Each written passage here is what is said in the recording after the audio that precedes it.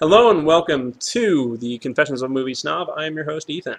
Today I'm going to be talking to you a bit about Conan the Barbarian.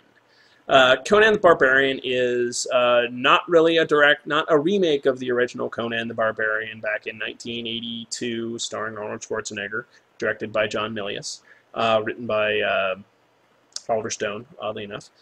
This movie is directed by Mark Nispel, who brought us the wonderful remake of Texas Chainsaw Massacre. Thank you so much for that, I suppose. But it stars Jason Momoa, Ron Perlman, Rose McGowan, and, oh gosh, what is her name? Rachel Nichols, excuse me. I went to see this movie because I'm a Conan fan. Now, of course, the big thing about Conan the Barbarian is he's written by Robert E. Howard back in the Depression, back in the 20s and 30s.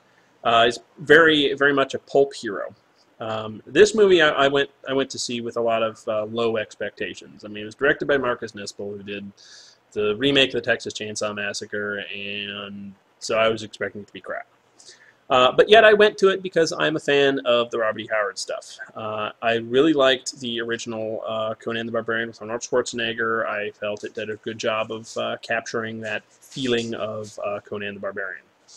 However, this movie is not nearly as bad as I was expecting it to be. I honestly would rank it right behind the original Conan the Barbarian. Jason Momoa, who, if you've listened to the show, know we had some issues with, is him being Conan, because I thought he was a little small. He's actually not too bad.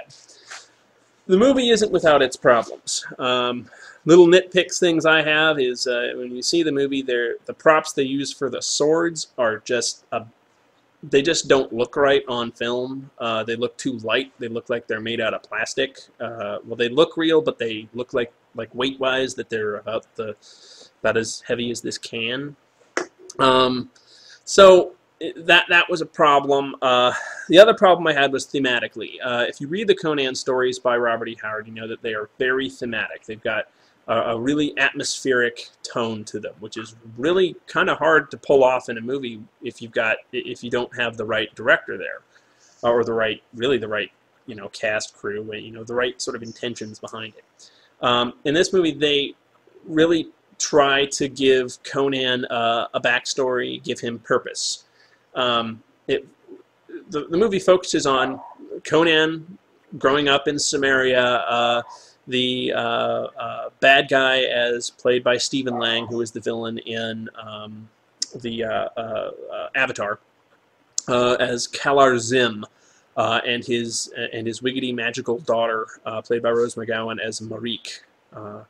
Now, they come to Samaria seeking this last part of this mask, which is with Conan's father as the chieftain has hidden. They go there, of course, they kill everybody, kill his father, and Conan is left to die, but of course survives because, well, he's Conan.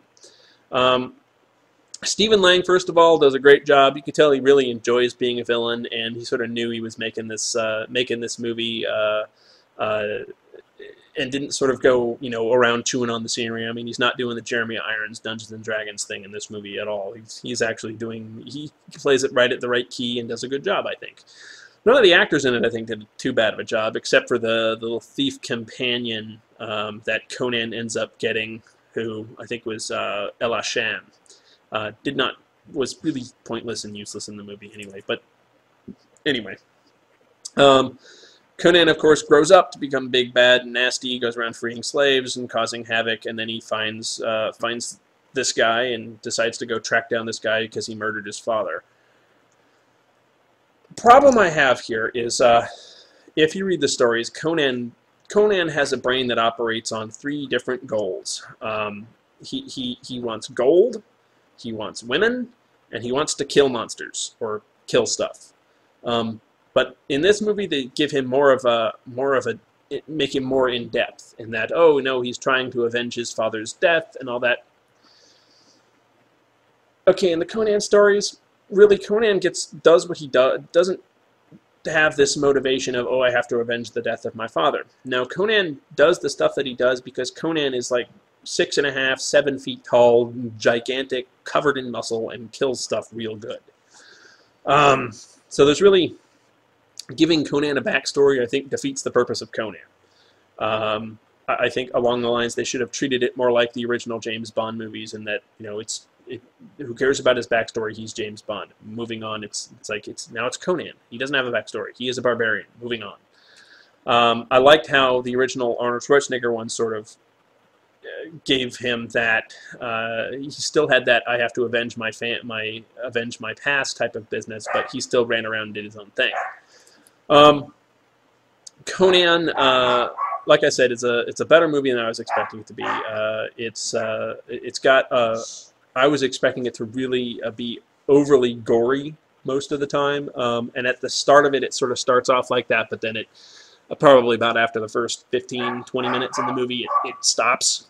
It's still a very bloody movie. As a sword and sorcery movie, the magic in it is done very much in tune with the Robert E. Howard stuff. I mean, Robert E. Howard really painted this magic in the movie, in the stories he wrote, is really messed up and wrong. In this movie, it does a good job of really making sure that you know that it's messed up and wrong. The sorceress lady, played by Rose McGowan, Marique, is way screwed up in this movie, and it's, you know, you don't want to be doing magic because, you know, you get wiggity mask, you know, wiggity old ancient magical artifact masks that have tentacles that hug your head, and it's just not cool. And I can see, you know, Conan seeing that in the stories, be like, I think I want to try to put a sword through that thing's face because that ain't right. And if I don't, then it might hurt me, and I don't want that to happen. That's pretty much Conan right there. I think if this wasn't actually billed as Conan, I might have liked it a little bit better, but it also probably would never have been made, and I probably would not have been even aware of its existence. So, that all being said, I saw it in 2D. I didn't see it in 3D. I think seeing a movie in 3D, unless you absolutely feel like you must, is kind of a waste. This movie, I keep telling people I rank it higher. I rank it higher than all of the other Robert E. Howard movies that I've seen. But I don't rank it higher than the original Arnold Schwarzenegger Conan, because I think it's not a perfect retelling. It's not a perfect version of Conan either, but it's closer in tone to the Robert E. Howard universe and the Hyborian universe.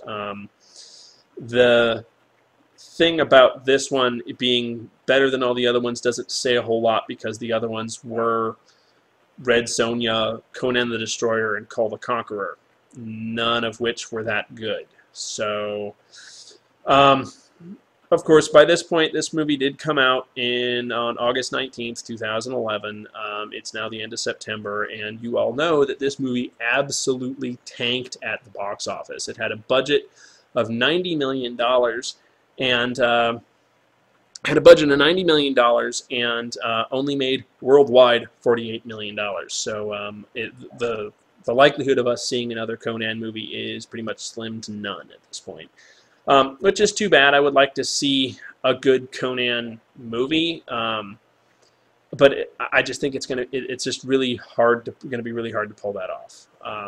So Conan the Barbarian, 2011, starring Jason Momoa, was released by Lionsgate.